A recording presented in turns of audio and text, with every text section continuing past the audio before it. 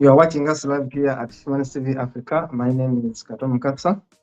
Very much interested in issues, development, and of course, in this program, every Saturday we look at economics, we look at agriculture, we look at health, we look at issues that are affecting our people and how we can overcome them. We look at poverty holistically, but also we get experts to talk about issues to do with rights and especially consumer rights. In the studio is Dennis Bongole to do the show production, the producer of the show, based in Uganda. And of course, we have our experts, Mr. Kimera Henry of Consumer Concern, we call it Consent Uganda, but also we have Bernard Bwambale from the same organization. And of course, we normally have other guests, other experts who come in and share with us. Today, it's Mr. Kimera in the studio. Of course, we'll be joined by Bwambale, Bernard later on. And today we're going to be starting a new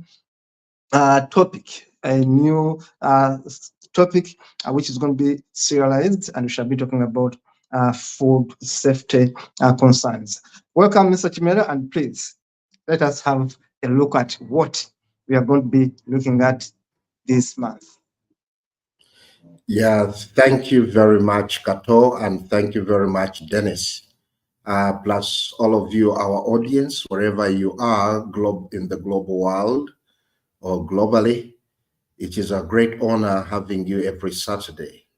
Colleagues, we are starting, if there were episodes, we are starting our 6th episode since we started in 2024, started in January. We are looking at food safety as in regards to fraud.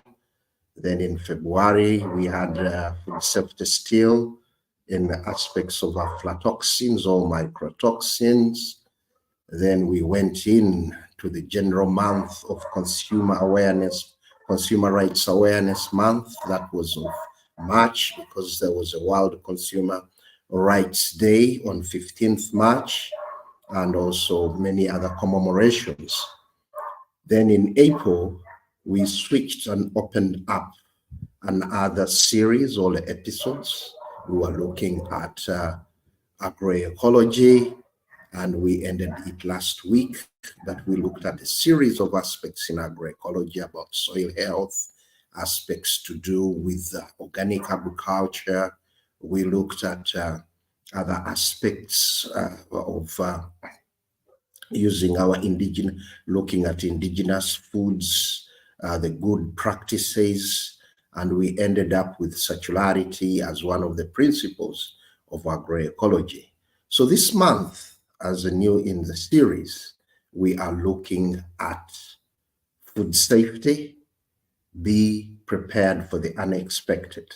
Now, why this month we are going to have a series again still with food safety.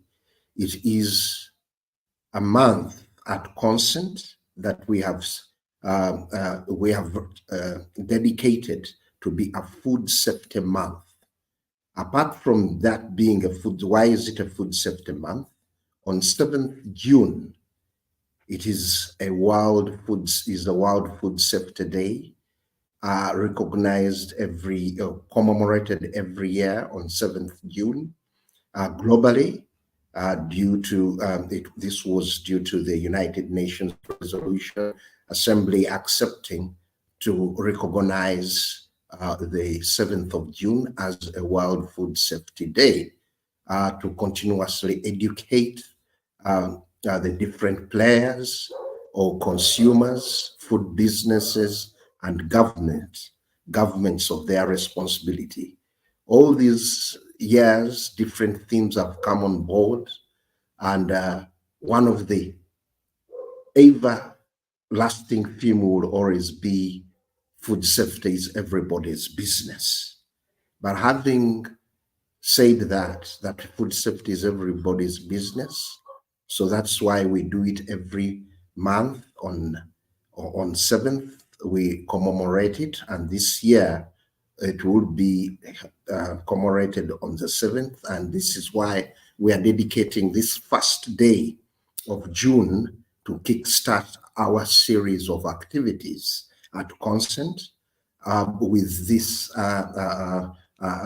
TV show that we always hold on Saturday at 15 hours East African Standard Time. This Saturday, we are going to look at the theme in general, but the focus, when my colleague joins in, we are going to look at the health of the children under 5. So this is going to be the first in the series. So we expect him to give us a background on nutrition, stuntedness, and all aspects of child health as the beginning. And a little before we go into depth, or after having introduced this, we will be going into a little why do we look at requiring us all to be prepared for the unexpected. There are many aspects that lead us to be prepared for the unexpected. Many people go to bed expecting to wake up, and unexpectedly, they do not wake up. Many people wake up unexpectedly, there comes an earthquake. Many people, so these are some of the aspects. What do they do in preparing for that unexpected? Is what is now being brought into the food circles. This is the discussion that we are going to be having this month, but in different approaches. So as we expect children, or when we are a family, whether you're single or a couple or whatever, are we prepared for the unexpected? Are we giving our children a healthy beginning of life? In case we don't, then we need to be prepared for the unexpected. Either they will not grow up healthy, or they might have mental deterrency or mental challenges, or they will have disabilities. So this is where we would like to discuss differently the aspects that require us to prepare for the unexpected. So colleagues in the studios and the Humanities TV and the global listeners and watchers, you are most welcome to the month of June. At Consent, we are going to have a series of activities here in Uganda. Today we are here on Humanities TV. Next week we are going to be in Fort Portal, where we are joining our colleagues at Caritas Fort Portal to have a discussion still on aflatoxin and mycotoxins. Then we'll be engaging the media. Thereafter, we'll go through Kabarole to Kasese municipality and district, engage the media, engage the local governments, engage the women leagues, join in with all the religious institutions. And on the 7th, on the World Food Safety Day, we are going to engage the markets in Kasese municipality to look at preparedness for the expected. So that is a series, and then from there we'll go to other cities throughout the month, and we'll crawl it all back here in Kampala to have a series of engagements with the media, with the regulators, with the Kingdom of Buganda, as preparations are going, to see to it that the message of food safety and preparedness for the unexpected is shared, so that we bring it right from top, but we localize it so that our people get to understand. Why are we talking of acting in an anticipatory mode? Why do we anticipate? Why do we prepare ourselves? But you'll find that our grandparents too used to prepare themselves for hard times, for good times, and for the unexpected. So, Kato, it is a pleasure that I've taken a little to explain it, but then we will be going into using the different themes that Codex Alimentarius Commission has prepared for the global commemorations those are some of the slides that we'll be using in our deliberations today. Thank you very much. Thank you so much, Mr. Kumira. Now, very interesting, because when you look at statistics, say in Africa, a very worrying number of children are malnourished. Yes. We are in a continent where we have food, or where we supposedly should have food. But when you look at country statistics, there are countries that at least 30% of the children below 5 years don't get enough quality of food to eat. Yes. The nutrition in the food they eat is not enough to empower their growth.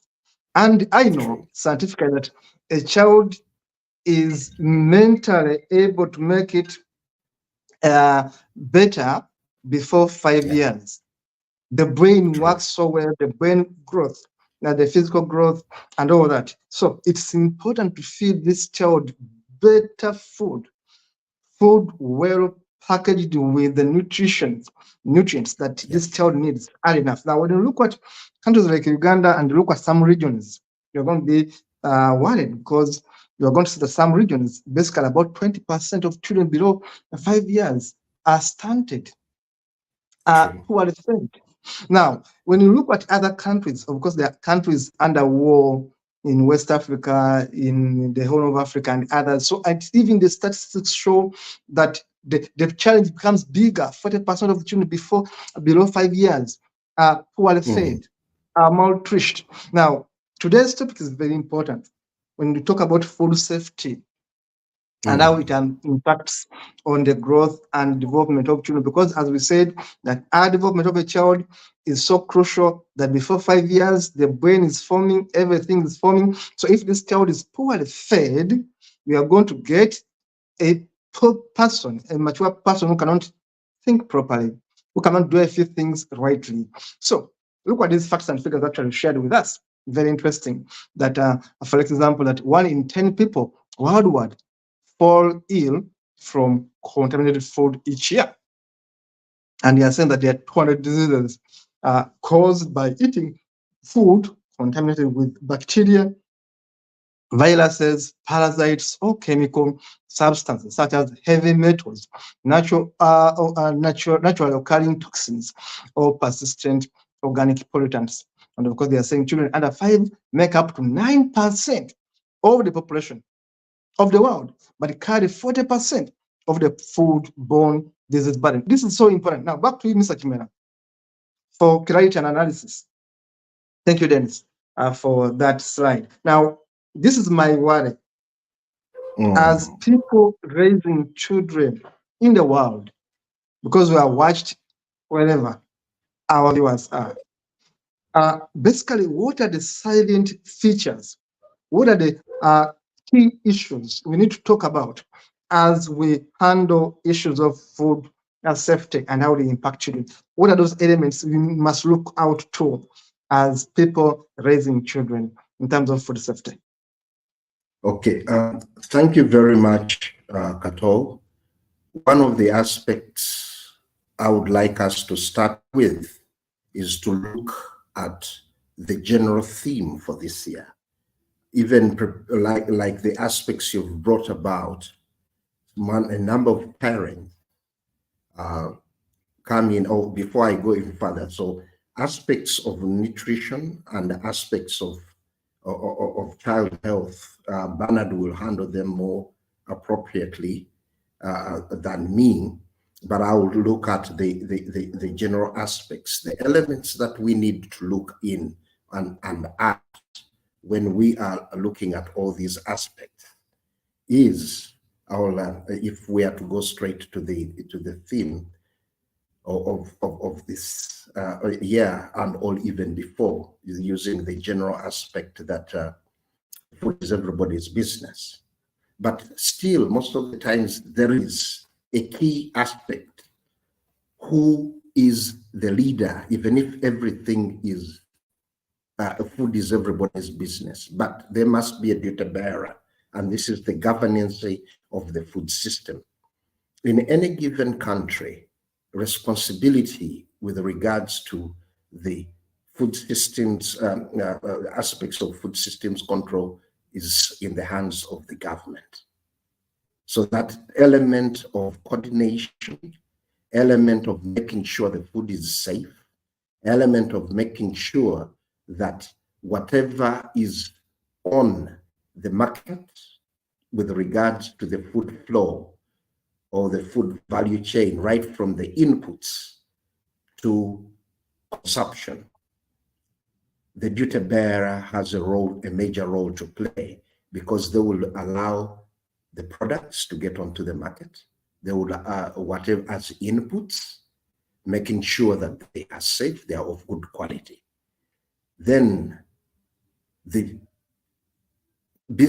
food business has a role to play as regard. The first thing is that with regards to the duty bearer, putting policies, regulations, and even institutions in place that will make sure that the food is safe, and that is with governments, local governments, and so forth. Then the food businesses have a role to play, making sure that what they buy is of quality. And in food business, I bring in the element of even the farmers too have a role to play. So the issue of businesses following and complying with the regulations, or complying, buying quality inputs, not contaminating the soils, not contaminating the water, following the good agricultural practices, the good handling practices, the good manufacturing practices or processing practices, marketing, following eating houses and marketing requirements. Even now, even the consumers too have a role to play. So that first element, the policies, legal, regulatory, and institutional frameworks. Then the coordination to make sure that these operate, the different players are playing their rightful role to make sure that whatever food comes in, the elements of making sure that we prepare for the unexpected, these come in as guidelines, principles, putting in institutions in place to investigate, to do surveillance, to do laboratory tests, now also to do aspects of tracking food and do recall it. These are all elements that are required to make sure that the food that comes to us and that goes to the children keeps on safe. Then aspects to do with information, constant communication to the consumers of this food, constant awareness. Then the last element I find that is very key and is disturbing, and most of the developing and even the developed world, is low investment in the mechanisms that make our food safe. This is very key, and it is mainly on with the duty bearer. How do we allocate a budget? If we know that the food is the foundation of productivity, the foundation of livelihood, the foundation of the quality of life, then any responsible government has to invest, allocate enough resources that will make sure that the different elements I've mentioned, the laws or the food safety control mechanisms are in place as in the laws, coordinating all the different departments that are contributing to the flow of food, making sure that the institutions are in place to investigate, to do surveillance, to do tests, to guarantee the safety of the food, to recall it in case there is a danger, there is an unexpected occurrence, to make sure that communication, education, and awareness of the consumers, businesses are complying with food standards and investing, making there is finance. All these have to be in place, and these are elements that will help all the discussions that we are going to discuss, because it brings in that food is everybody's business, but on top of that, there should be an overall coordinator, as in the duty bearer. So that's what I can say for now. So, with regards to having safe food on the market for consumers. Thank you so much, Mr. Kimera. That is very insightful. And of course, we keep on learning, we keep on sharing, and we do know that our viewers really enjoy and, of course, learn from it. Now, I want to encourage our viewers in countries that actually have HTV channels to please continue sharing this information on your Facebook pages and on your other platforms. You can always pick a few segments from the show, cut them into pieces, and then share them widely. Let people know what they can do to improve the welfare, the health of their children through food, because food is life. And if it's not safe, according to Mr. Kimera, it's not food. I have been a good student learning in the last 6 months from these two experts. Now, I'm happy to have Mr. Bwambale Bernard. Mr. Bwambale Bernard is, of course, a chairperson of Food Safety Coalition, and, of course, a member of Consent Uganda. Is going to be sharing with us insights into the topic today. Mr. Bernard, you are most welcome. Thank you so much, Mukasa and Chimera and Bongole. Hope, guys, you can hear me. We can. Okay, Yes. perfect. So, you see, I want to welcome our viewers to this show, but also to welcome all of us to the World Food Safety Month. We've been talking about World Food Safety Day, and so here it is. We begin the month of June, and we have dedicated all our time, our energy to making sure that we spread the gospel according to food safety so that our people are saved. One of the most important things is the theme of this year, which I think Mr. Chimera should have introduced, looking at preparing for the unexpected. And today, my focus will be on one of the unexpected that we need to prepare for, and that is malnutrition. So I will be discussing the relationship between food safety and the unexpected of stunting and other forms of undernutrition. I hope that our viewers can pick something to learn from here and then be able to use it to progress in life. Now, I just want to have an introduction to right there. I want to introduce us to a concept of stunting. And then I'll make a linkage of how this stunting is either one of the risk factors to unsafe food, and also how unsafe food is a risk factor to actually stunting. So that is what I'm going to focus on in the next couple of minutes, just to make sure that I bring the science a little bit light to our people. Now, to begin with, stunting means that a person has failed to grow. And the question is, why is the person failing to grow? Should be something now that we need to understand here. So it's always food for thought that we need to think about. Why is a particular child failing to grow while others of her age are actually growing? And to begin with, stunting is something that is chronic. It is not something that happens in just a day. It is a chronic condition. It is a situation that happens over the years, and then it ends up being real. So it doesn't happen overnight. It is something that is going to take quite a period of time. But what is this stunting we're talking about?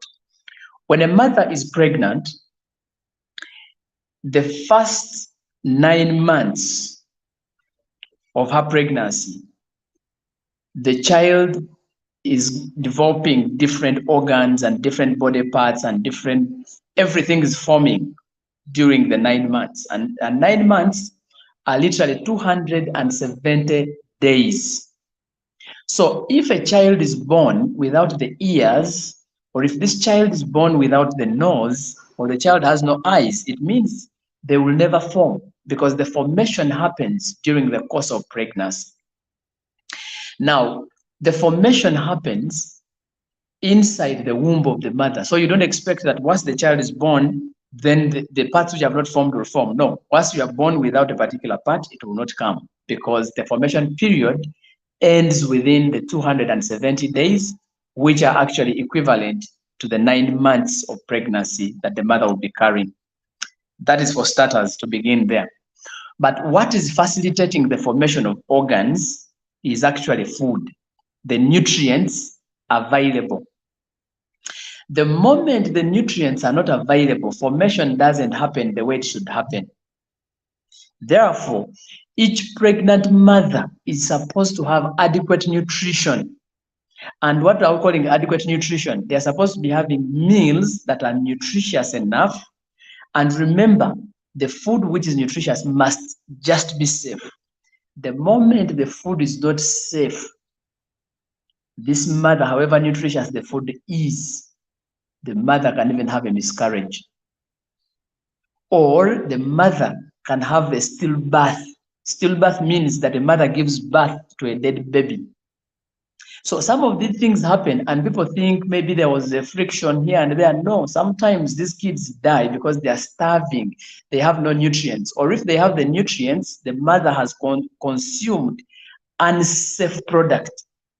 Now that product perhaps passed through and then at the end of the day, the child ends up dying in there. So during the 9 months, one of the body organs that forms first is the brain. So what is this brain? How does it look like? The brain is made of particular nutrients that if those nutrients are not there, the brain will not form. One of the nutrients is called zinc. The other is iron. Iron is a nutrient that supports blood circulation or formation of blood, and then also it helps circulation of oxygen. So if iron and zinc are not there, there's always a defect in that child's growth. Away from those two, the brain is entirely a protein molecule. So proteins must be there. And then the other important one is folate or folic acid. Now, because those nutrients are very important in forming the brain, they must be available. Unfortunately, they are never available when foods are contaminated. So we need to make sure that the food at any one point that the mother is going to eat is actually safe, to make sure they can utilize the nutrients of concern, the nutrients of importance in the development of the brain. Why are we focusing on the development of the brain? Because it is the engine of formation of every other thing. The brain starts telling the body that, okay, let the eye go there, then the eye comes. Let this go there, then it goes there. So the brain, in the initial days of pregnancy, the brain of the child starts splitting. Now, in the local language, I would say, you form wires. Let us use examples of wires, like you can have cables. So those wires, the more wires you form in your brain, the better it is going to help you to form the different body parts, but also the smarter you are going to be in the future. These wires is what they are the ones we call neurons in the scientific language. But for purposes of all our people to understand, they are more or less of wires. And those wires are basically, they are formed because the nutrients are available. Folic is there, zinc is there, iron is there, protein is there. So they split. The longer they are, the better. The more they are in terms of number, the better. And they can only be many in number in the presence of safer food, which is giving the nutrition the body requires. In the situations, now if you look at those photos in front of our screen, look at the first photo on the left, which is talking about early nutrition. There are two brains there. There is a brain of a stunted child and the brain of the stunted child, the normal child and the stunted child. If you look at the first brain, these are brain scans.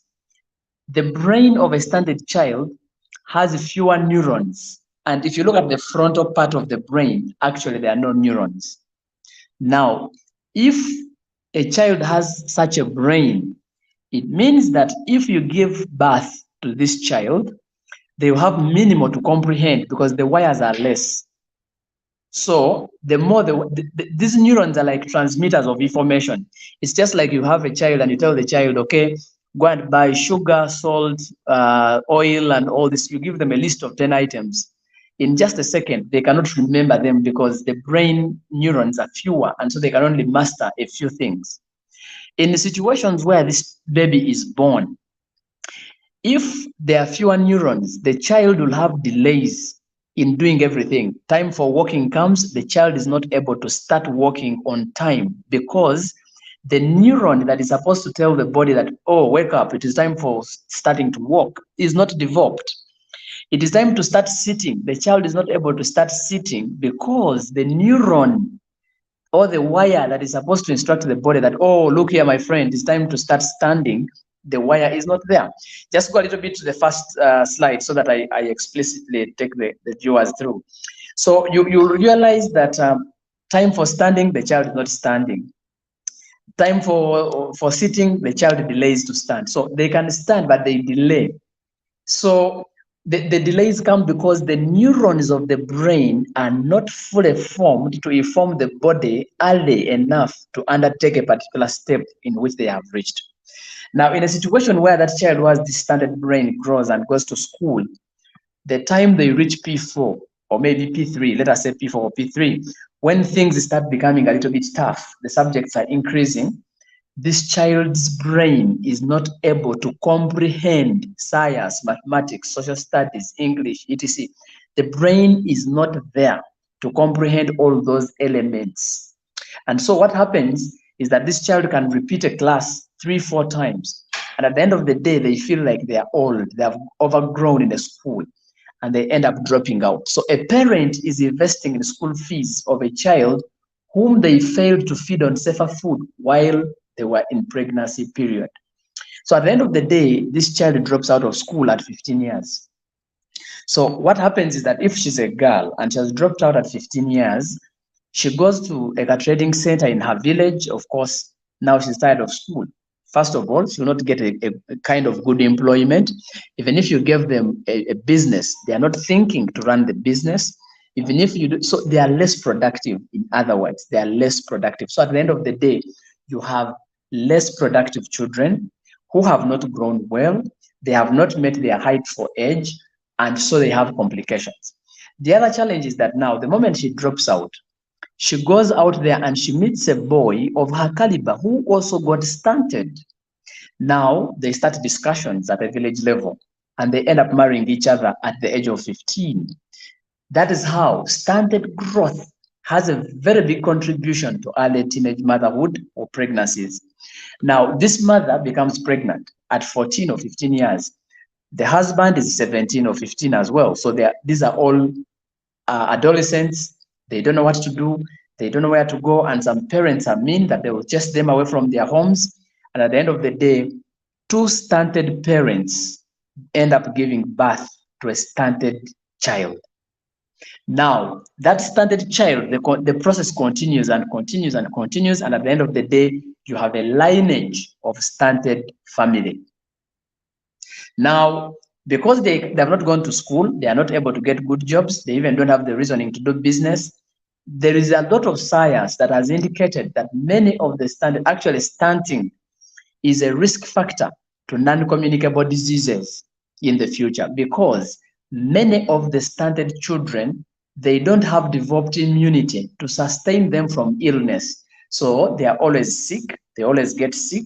And so research has proven that many of them are at increased risk of having non-communicable diseases in the future.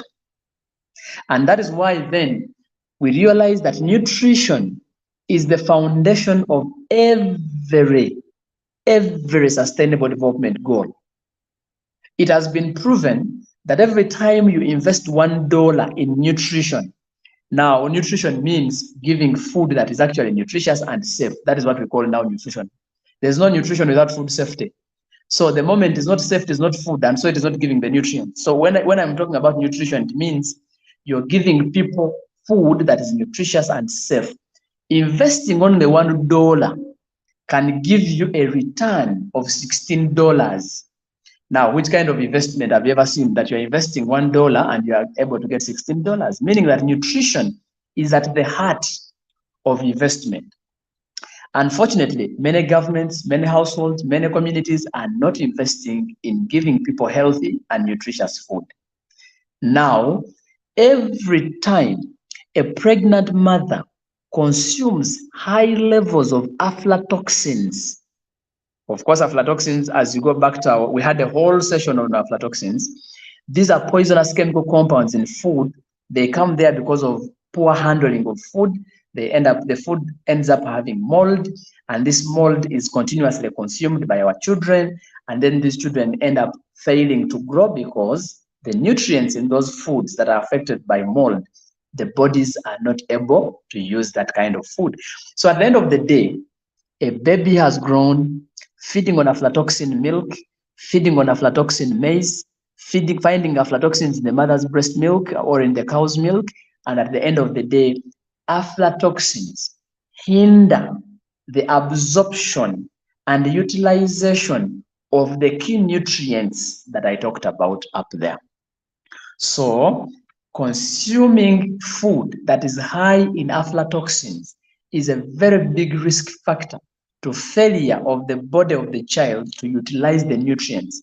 And the moment the child's body is not utilizing the nutrients, it simply means that the child is going to go into malnutrition. And one of the cases of malnutrition is stunting that I've just talked about. And that stunting, I have already given you the relationship with other things. Failure to go to school. If you come to Uganda, for example, 1 out of 4 children who start primary school actually go to secondary. So many of them actually, there's a relationship there with the stuntedness. Now, if you come to Uganda, it is also true, or it has even been reported, that over 54% of the adults in this country were stunted. Now, meaning that they don't have the reasoning. They have grown badly. They cannot reason. Actually, the proper statistics is that 54% of adults in Uganda suffered stunted growth while they were children. So if you got a total population of 45 million, compute 54% of them, that is the total number of Ugandans, for example. I'm just giving a case for Uganda. Those are the adults in Uganda who are stunted. No wonder. Because there's limited thinking, there's limited innovation, there's limited, everything is limited. So that is why even you see our planning is limited. Someone is given 3 trillion and they can only give us services of 5 billion. These are all results, by the way, of stunted growth. So we have a lot of reason why we have to invest in nutrition. We have to invest in safety of the food so that people do not consume contaminated food. Let us quickly maybe go to another slide, and I first show the viewers what we are talking about in terms of malnutrition. People eating unsafe products, and so their bodies are not able to utilize it. Children end up suffering from diarrhea, and then they end up becoming like those kids you're seeing. Because they have eaten contaminated food, the food is not being used by their bodies, they end up in diarrhea, and because they're having diarrhea, every time a child is diuretic or vomiting, they are losing nutrients. That is what people have to learn. And every time they are losing nutrients, they end up becoming too slim. That's what we call wasting, because all the nutrients they are eating, they are passing it out. So eat contaminated food, children get diarrheas, others get typhoid, others get, of course, all of these foodborne illnesses. And because of that, they end up into malnutrition. Others have what we used to call kwashiorkor, what is known to so many people, the severe acute malnutrition. Others get what we used to call hidden hunger. People are eating food without the nutrients. It's like you're eating something, but you're not eating the nutrients in there. So you are silently hungry of nutrients. The body is actually demanding nutrients and you don't have them because you've eaten food, which food was contaminated, and the contamination has hindered the body from utilizing those nutrients. And at the end of the day, children have swollen stomachs, children have wasting, children are stunted, and at the end of the day, we have these kind of challenges with us. So all of these non-communicable diseases we are speaking about, it is an influence of poor food safety, handling issues, failure of the children to grow, and so on and so forth. So that is how these things relate. You cannot run away from food safety, because the moment you speak about food safety, you're talking about nutrition, you're talking about what people are eating, and you're talking about how that thing that you've eaten is going to be utilized by the body. If food is not being utilized because it was not safe, you go into a state of malnutrition because you're eating, but your body is silently hungry for nutrients. So, ladies and gentlemen, we cannot ignore the subject of food safety at all levels. Food must be kept safe to make sense of the developments that undergo in the lives of our children. So when we say prepare for the unexpected, these are some of the things. Eat your maize, which is contaminated, knowing that there is something unexpected that you are causing to a baby whom you have not yet even conceived. So preparing for the unexpected means that if this government plan for us to make sure that the food our people are eating is actually safe, not to cause them foodborne illness, which may lead to malnutrition among children, or which may cause death among our people. So let us plan well for the unexpected. Let us feed ourselves with safe and nutritious food so that all of us have life, but also we become more productive, and the country will actually become more productive.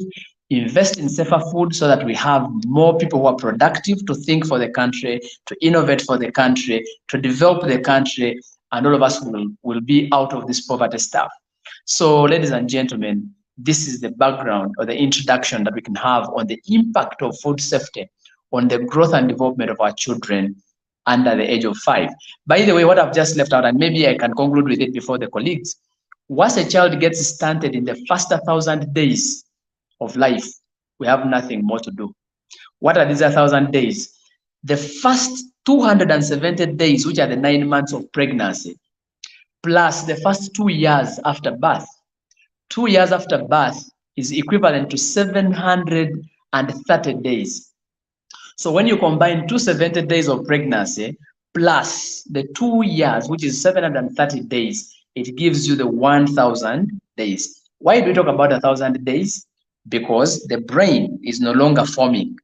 Those neurons I talked about are already formed. Now, what happens after 2 years is now strengthening what is there, just strengthening what is there. So you're eating food to strengthen, but not to form. You have already formed in the first 1,000 days. So, ladies and gentlemen, we must feed our children right away from pregnancy on safe and nutritious food. If we don't do that, the whole country is going to collapse. I think for now pause there. Thank you so much. Yeah, thank you.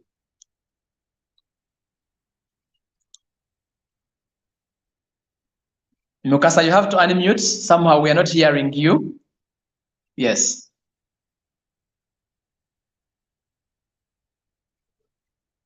Thank you so much. I basically mute myself to avoid inconveniencing you with the noise around. But having said that, I've been smiling because you have said issues, things that touched me. One, I was learning. I have to be very honest with everyone viewing this. I was learning because I'm not an expert of nutrition. And I had my own theory. Then you gave me the professional touch of it. Like, understand that a child is stunted within the 1,000 days of his or her life. I never knew that. And of course, also saying that it starts during pregnancy. That's very important. Because a woman of us basically know that a pregnant mother must be taken care of, must eat well, must sleep well.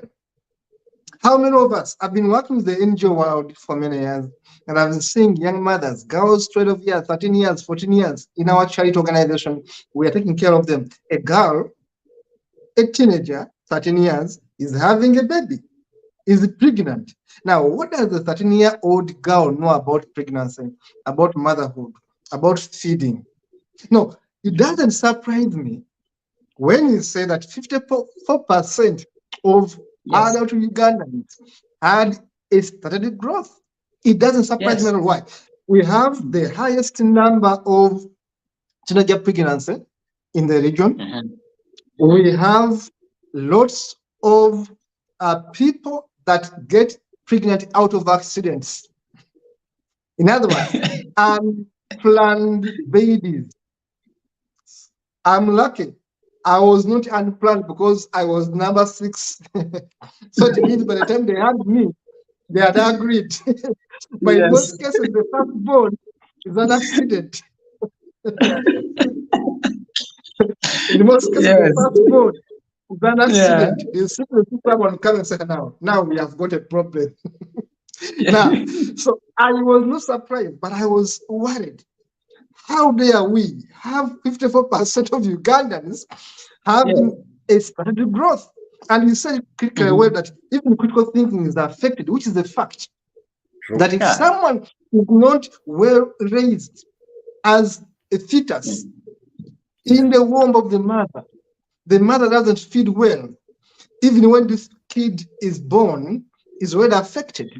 That's why scientifically they are saying that if a child is within the tummy, don't be violent, because the child is listening. But someone is going to say, no, someone is within, it's a fetus. How does it listen? They say, don't be violent. Don't quarrel with the mother.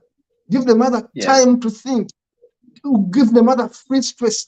Don't stress the mother. Why? The child is connected to the body of the mother and the brain is forming. So I'm not surprised that I agree with you that, yes, we have a problem. Now, look at Uganda, for example, with all these bad decisions we do. Now I know where they come from. People That's why in Europe and some other countries that are serious, they put so much emphasis on the infant. They put so much emphasis on the pregnant woman. They don't want to stress them. They take care of their own babies, their own infants. They check on them regularly. I've been seeing this because they know if you have a problem in this child, tomorrow is going to be a serial killer. Because the brain didn't form properly to appreciate humanity. So I want to thank you so much. And as I invite Mr. Kimera, I made my quick research. Then going to be showing you. I just wanted to bring in. Okay, coming. I just wanted. There is an article, and I'm still looking for it. I just read the title, so I moved on to other issues, but yes. It was about the challenges that we are having today, either health-wise, socially. We link them to a few generations before us, our great-great-grandparents. And when Bernard was sharing, he said, a stunted teenager falling in love with a stunted teenager, giving birth. So just imagine a generation of stuntedness passing on. That is why I want to go back and look for that article and get it in detail, because what Ben has just shared with us is scientifically proven, and people are writing about it, looking at the social behaviors that we have in communities today. Even some of our leaders must have had those challenges because some of the decisions being taken are affecting us. The quality of governance must have a root cause on stuntedness or on poor growth of the brain and so forth. Thank you. That's what I wanted to say. And that's important. Today, I'm really in love with the show, of course, as usual, but today is more touching because I was wondering why we make poor decisions in many of our countries in Africa. We take the unborn unseriously. We take mothers, especially pregnant mothers, unseriously. And this affects us, as Mr. Kimera says, generation after generation. Let me show you a bit of statistics I was researching before the show. Dennis is going to show you a bit. I wanted to also add a bit of fresh.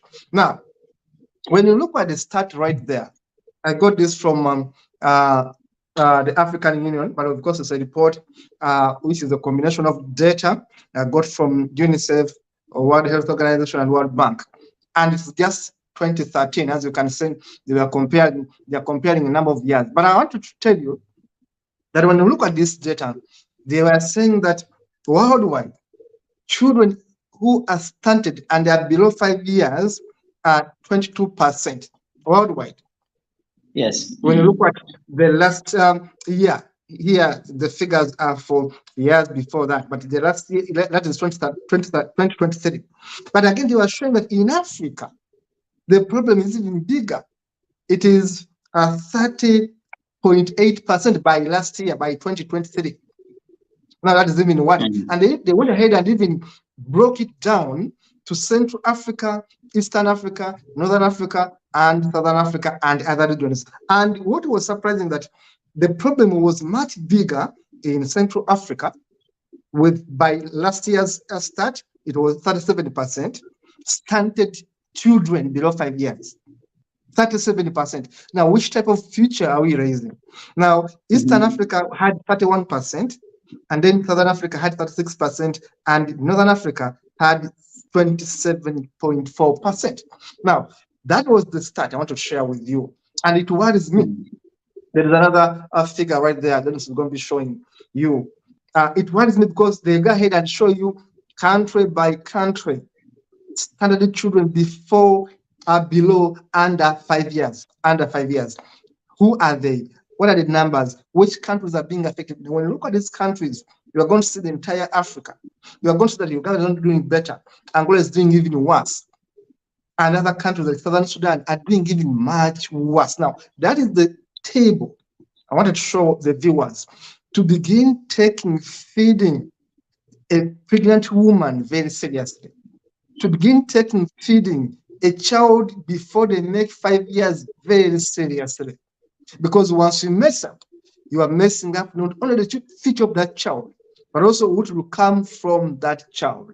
It means we are affecting an entire generation. When you look at these statistics, when you look at this table, you look at Uganda with all that, the bar graph, Southern Sudan getting worse, Mozambique getting worse, Malawi, Libya, Sudan, Southern Africa, and others. You know, you look, they show you where the problem is. Now, then it's back to me and back to the studios. I want to just highlight that as part of my own research, my own contribution as the experts take us through this discussion. It worries me that the future comes from the young ones, and we are not seriously considering how their brain develop, how their health is going to be impacted. So back to you, Mr. Kimera. As you conclude, I wanted also to make in my own little input from my small research right there. What you have shared is very key, and you can link it to productivity, you can link it to trade, you can link it to livelihood of every household. Now, it even says we need also not to forget the fathers who make the mothers pregnant. Like if you say garbage in, garbage out, if the men are not healthy, they will pass on unhealthy sperm, or they will pass on unhealthy raw materials to produce. So we need to be healthy also to eat and have healthy raw materials that the other gender receives to produce us. So that is very key. But now, as we wind up what we have been discussing, I would like to lay emphasis, because we are going to continue discussing all this. Being an anticipatory country, thinking before, thinking deeply, thinking critically, is going to be very key to making sure that our food safety control systems are good. Food is the foundation. When you look at the vagaries that are happening to the environment, the forests, the wetlands are pulled down to produce food. People are, wherever, when you look at the incomes of people, on what they spend money most is food. So this is very important that governments, as duty bearers, we should have fully fledged food control systems that will make sure that we have the laws, the regulations, players at national and local government local governments are in position to make sure that the food businesses, right from inputs to markets as they dispense to consumers, are effective to safeguard. There should be coordination to make sure that as we coordinate, having an anticipatory, preparing for the unexpected, they are mechanisms to prepare for that unexpected. There's need to make sure that we invest, that what comes onto the market, if a food business claims it is nutritious, they are systems to check using standards. Are those claims true? Are those claims correct scientifically?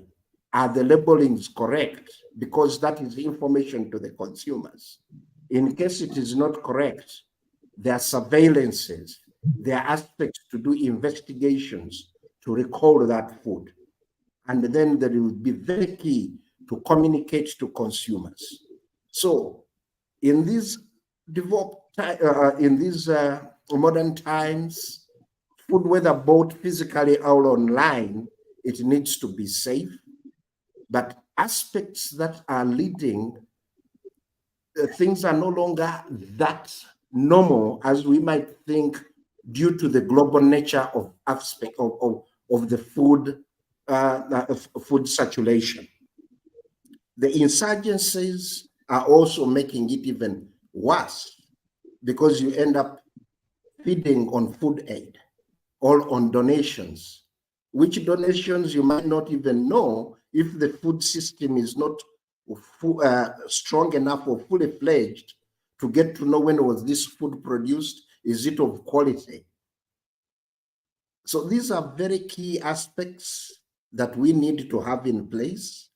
And as we are deliberating, we are going to focus more on these and lay more emphasis that irrespective of food being everybody's business, but there are aspects where we need to play different roles. And the biggest player here is government as duty bearers who put in place policies, legal, regulatory, and institutional frameworks to make sure that all these aspects come in to make sure that the food is good. The food businesses, right from input sellers or raw material sellers to farmers, processors, marketeers, we need quality infrastructure to have this food flowing to the consumer. Then as the consumers, the majority, we have a role to play. The others are few, but they make the decisions. And us, we have to speak out when we are affected, and we call upon the duty bearers and businesses when we see things that are not good. Because if we fall sick, we have a health burden, we have a foodborne burden, disease burden, then we are not productive. All this affects our households, it affects our communities, it affects the environment we stay in, it affects our local governments, even the national economies. So it is very key that we need to continuously discuss food safety aspects as a foundation for humanity, a foundation for productivity, and a foundation for economies. So that's what I wish to share with you, colleagues, as I wind up. But all this is cascaded and grounded in good governance. If we do not have quality, good governance to plan, to allot resources, then we are not nations. That we are just on the edge of the cliff. If food is bad, it will affect every development that we are focusing on. So let's get prepared for the unexpected by doing critical thinking, being anticipatory, and investing in those frameworks that guide us. Thank you. Thank you so much, Mr. Chimera. Of course, our time is out. I want Mr. Bernard to please give us your parting shot, but also highlights to what we should expect in the next series. Please. Yeah, thank you. Thank you so much, colleagues. Quite a number of things I have to share, of course, from the scientific perspective, but I know during the course of the month, I will be sharing with us quite a number of interesting things. Mukasa and Mr. Chimera, I don't know whether you are informed or whether you are aware of the reason why we give women tablets when they come for antenatal care. I'm aware. Okay, so one of the key reasons is that our food system, the way people handle food and the way people prepare food at home seems to be, we lose a lot of the important nutrients I talked about. So we decided to put them in a tablet form. So when a woman is given that tablet at the health center, we are giving them basically iron, which has been mixed with folic acid. So they call it folic acid tablets, those FEFO.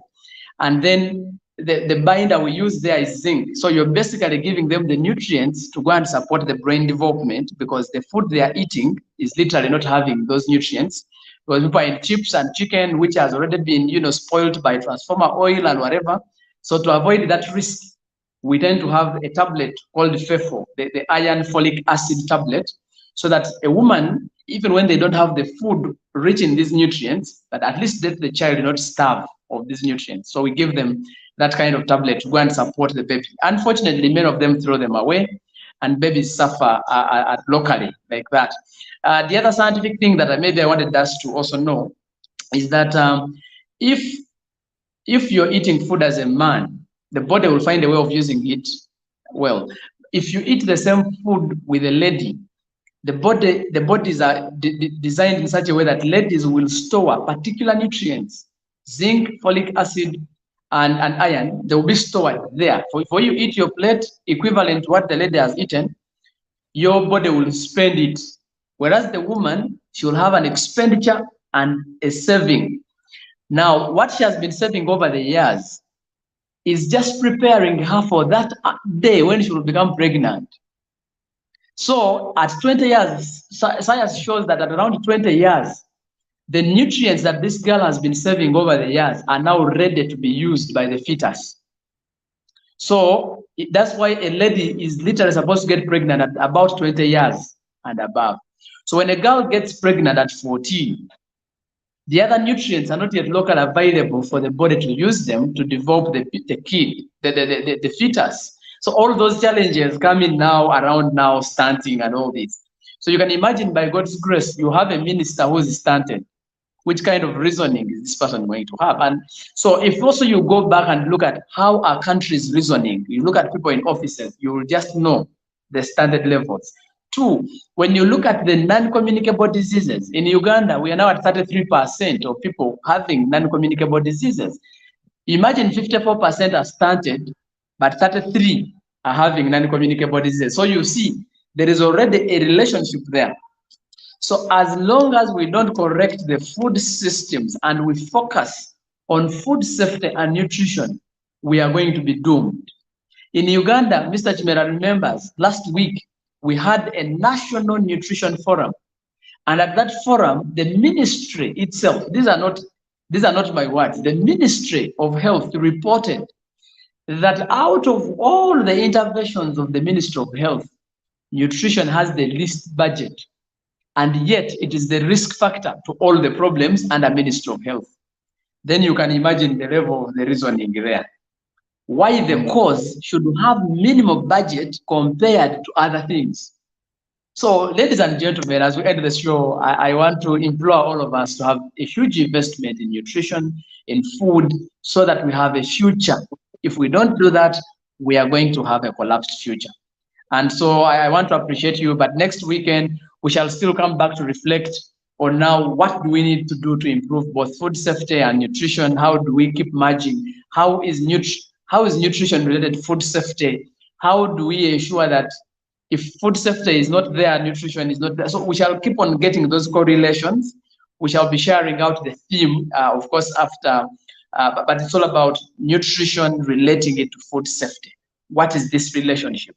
And how is food safety and nutrition related to non-communicable diseases? So this is the subject that we shall be looking at extensively come next weekend. Thank you so much and have a blessed weekend. Thank you so much. To me, it has been a learning point, of course, as usual. But you challenged me. Think about the decisions that our leaders do, the decisions that our politicians do. It goes back here, but also it goes back to early childhood development, because there are issues that are so important that they no longer see as important. But if you're in a Ministry of Health and you cannot see that nutrition is important, then it means already your reasoning is daft. So to me, it is something that is very important that we are talking about this subject. How do we help young people from the point that within the times of their mothers, the ones of their mothers, develop their thinking capacity by thinking about nutrition? I want to thank you so much, guys, for running this program every Saturday, and of course for making the time to be here. We are learning, and I do know that our viewers, especially on Facebook, those who are following us on Facebook in Sierra Leone, Ghana, Nigeria, Zambia, Zimbabwe, where we have channels for HTV, and of course in other different countries where we are opening up channels, and of course individuals watching us, please, I know that we are benefiting from this. Keep on sharing this on our Facebook pages, but also encourage them to come and look at our HTV YouTube channel and subscribe and share and continue spreading this knowledge. And of course, one at a time, we shall develop each other, we shall empower each other, we shall get out of poverty by having healthy people with these experts. We know we keep on adding a brick towards that journey. Mr. Kimera, thank you so much for making the time. And of course, Mr. Bernard, thank you so much for making the time. And of course, Dennis Bongo in the studio, I want to thank you so much and say, let us meet next time. Until then, keep safe and keep your hope alive. Thank you. Thank you. Kato. Thank you.